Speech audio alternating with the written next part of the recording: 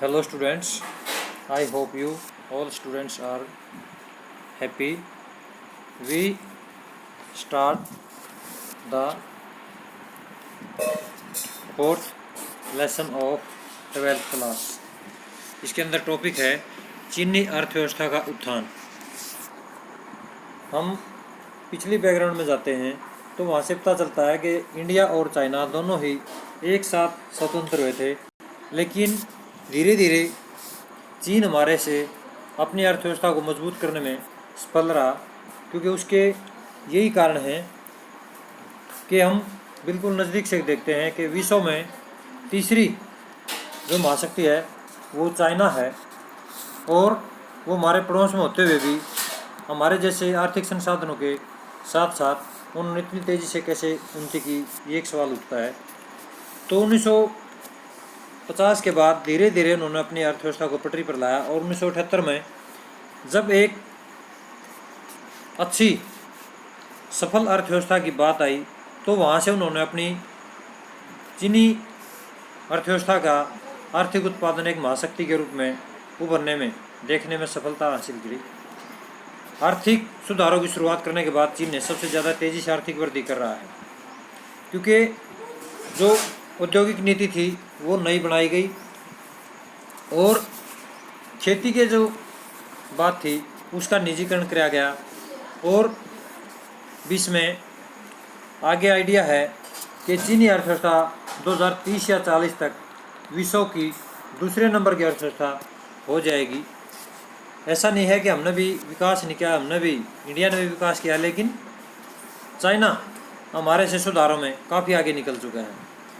तो 1949 में माओवादी की सरकार के नेतृत्व में एक साम्यवादी क्रांति हुई और उन्होंने चीनी जनवादी गणतंत्र की स्थापना की। उसके यहाँ आर्थिक सोवियत संघ मॉडल पर आधारित थी। आर्थिक रूप से पिछड़े साम्यवादी चीन ने पूंजीवादी दुनिया में अपने रिश्ते तोड़ लिए, क्योंकि पूंजीवादी व्यवस्था अमेरिका की है, लेकिन ये लोग उस व्यवस्था को पसंद नहीं करते थे, और उन्होंने एक तानाशाही रूप में एक साम्यवादी व्यवस्था रसिया की तरह अपनी अर्थव्यवस्था को बनाने पर ध्यान दिया, क्योंकि रूस ने भी अपनी खेती का निजीकरण किया था, और इसी प्रकार से एग्रीकल्चर में बहुत ज़्यादा विकास होते हुए इसी प्रकार से चाइना ने भी अपना इस मॉडल को अपनाने में एक अभूतपूर्व उन्नति की है। तो चीनी अर्थव्यवस्था 5 से 6% की दर से टूटकर 2 या 3% वार्षिक वृद्धि दर का विकास पानी फेर रही थी, और बढ़ती आबादी के साथ साथ उसका ये विकास कमज़ोर होता जा रहा था। तो उन्होंने निजीकरण करने का बहुत ही ज़रूरी समझा, और इसको 1978 में और 72 में अमेरिका के साथ नए संबंध ख़त्म कर दिए, और उन्होंने अपने तरीके से धीरे धीरे नया विकास की राह पर चले। और प्रधानमंत्री 1973 में चाओ एन लाई ने कृषि और उद्योग, सेना और विज्ञान व औद्योगिक के क्षेत्र में आधुनिकीकरण का प्रस्ताव रखे। और 1969 में तत्कालीन नेता देंग श्यांगपो ने चीन में आर्थिक सुधारों को और खुले द्वार की नीति की घोषणा की। खुले द्वार की नीति का अर्थ है कि कोई भी देश अपनी व्यापार को चाइना में कर सकता है, चाइना भी दूसरे देशों के अंदर अपना व्यापार खोल सकता है। तो विदेशी पूंजी और पूंजी औद्योगिक के निवेश में उच्चतर उत्पादकता को प्राप्त किया जाए। बाजार मूलक अर्थव्यवस्था को अपनाने के लिए चीन ने अपना तरीका अपनाया। चीन ने शॉक थेरेपी पर अमल रखने के लिए बजाय अपनी अर्थव्यवस्था को चरणबद्ध ढंग से खोला। 1982 में खेती का निजीकरण किया गया, और 1998 में उद्योगों का। इस प्रकार से एक एक स्टेप बाय स्टेप उन्होंने इस प्रकार से अपना विकास किया। तो ये एक नए युग की शुरुआत मानते हैं 1991 के बाद पूरे विश्व में। तो चाइना ने पहले ही अपनी अर्थव्यवस्था को इस प्रकार से चरणबद्ध तरीके से विकास किया था। तो इससे हम आगे एक फार्मूले का नाम है सीज, उसका मतलब है स्पेशल इकोनॉमिक जोन के निर्माण में विदेश व्यापार में उल्लेखनीय वृद्धि हुई। चीन ने पूरे विश्व में प्रत्यक्ष विदेशी निवेश के लिए अपने आकर्षक देश का बनकर उभरा, कि कोई भी देश चाइना में अपने उद्योग लगा सकता है और अपना वहाँ के लोगों को रोजगार दे सकता है, और उनको भी क्योंकि देश में यदि कोई दोग लगेगा तो वहाँ क्या है, उस देश को विदेशी मुद्रा मिलेगी और उस देश का विकास होना संभव हो जाता है। तो चीन के पास विदेशी मुद्रा का अब विशाल भंडार है और इसके दम पर चीन दूसरे देशों में निवेश कर रहा है।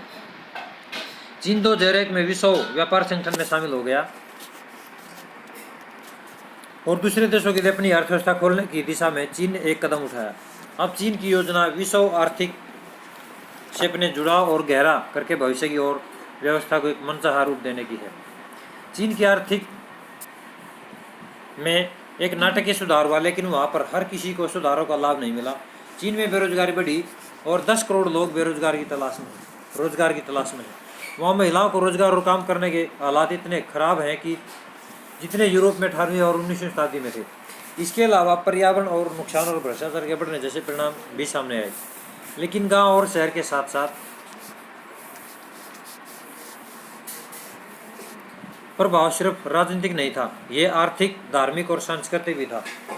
चीन और भारत अपने प्रभाव क्षेत्रों में के मामले में कभी भी नहीं टकराए थे। इसी कारण दोनों देशों के बीच राजनीतिक और सांस्कृतिक प्रत्यक्ष संबंध सीमित रहे थे। परिणाम यह हुआ कि दोनों देश एक दूसरे को ज़्यादा अच्छी तरह से नहीं जान सके और जब 20वीं शताब्दी में दोनों देश एक दूसरे से टकराए तो दोनों ही एक दूसरे के प्रति विदेश नीति विकसित करने में मुश्किल आई। अंग्रेजी राज में भारत को आज़ाद होने और चीन को विदेशी शक्तियों को बाहर निकालने की यह उम्मीद जगी थी कि ये दोनों मुल्क साथ आकर विकसित दुनिया और साथ खास तौर से एशिया की भविष्य को तय करने में महत्वपूर्ण भूमिका निभाएंगे। और ये एक हिंदी चीनी भाई भाई का नारा भी दिया गया, बहुत ही लोकप्रिय हुआ। और हमारे प्रधानमंत्री उस समय जवाहरलाल नेहरू ने कौंसिल के सिद्धांत को भी अपनाते हुए चाइना की तरफ दोस्ती का हाथ बढ़ाया। और आज़ादी के तत्काल बाद 50 में चीन द्वारा तिब्बत को हड़पने था भारत चीन सीमा पर बस्तियां बनाने के प्रस्ताव से दोनों देशों के बीच संबंध एकदम गड़बड़ा गए और भारत चीन दोनों देश अरुणाचल प्रदेश के कुछ इलाकों और लद्दाख के अक्साई चीन क्षेत्र पर प्रतिस्पर्धी दावों के चलते 1962 में लड़ रहे थे। तो ये पूरे एशिया के लिए, इन दोनों देशों के लिए था ही, बल्कि दोनों देशों के लिए बहुत ही खतरनाक सिद्ध हुआ। और 1962 के युद्ध में भारत को सैनिक पराजय झेलनी पड़ी और भारत चीन संबंधों पर आर्थिक दीर्घकालीन असर हुआ। 1976 तक दोनों देशों के बीच कूटनीतिक संबंध समाप्त ही रहे। इसके बाद धीरे धीरे दोनों देशों के बीच संबंधों में सुधार हुए और 50 के दशक में उत्तरार्ध में चीन का राजनीतिक नेतृत्व बदला। चीन की नीति में भी अब वैचारिक मुद्दों की जगह व्यवहारिक मुद्दे प्रमुख होते गए और इसलिए चीन भारत के साथ संबंधों में सुधारने के विवादास्पद जिन मसलों पर हमारा विवाद चला हुआ था, कहने का मतलब मामला को छोड़ने को तैयार हो गया और 1981 में सीमा विवादों को दूर करने के लिए वार्तालापों की श्रृंखला की शुरुआत हुई। और धीरे धीरे शीत युद्ध की समाप्ति के बाद भारत से चीन संबंधों में महत्वपूर्ण बदलाव आया। तो 1988 में राजीव गांधी द्वारा चीन का दौरा करने पर भारत चीन संबंधों को सुधारने के प्रयासों को बढ़ावा मिला। इसके साथ साथ दोनों देशों ने टकराव टालने और सीमा की शांति और स्थिति बनाए रखने के उपाय की शुरुआत की और दोनों देशों की सांस्कृतिक आदान प्रदान, विज्ञान और तकनीक के क्षेत्र में सहयोग, व्यापार के लिए सीमा पर 4 पोस्टर खोलने के समझौते किए। 1999 से भारत चीन के बीच व्यापार 30% सालाना की दर से बढ़ रहा है। इससे 1992 में 33 करोड़ 80 लाख डॉलर का द्विपक्षीय व्यापार हुआ दोनों देशों के बीच, कहने का मतलब चाइना और इंडिया का, जो 1917 में बढ़कर 84 अरब डॉलर हो गया था। और दोनों देशों के मामलों पर भी सहयोग करने के लिए राजी हुए, जिनमें दोनों देशों के बीच विभेद पैदा हो सकते थे, जैसे विदेशों में ऊर्जा सौदा हासिल करने का मसला। वैश्विक धरातल पर भारत और चीन ने विश्व व्यापार संगठन जैसे अंतर्राष्ट्रीय आर्थिक संगठनों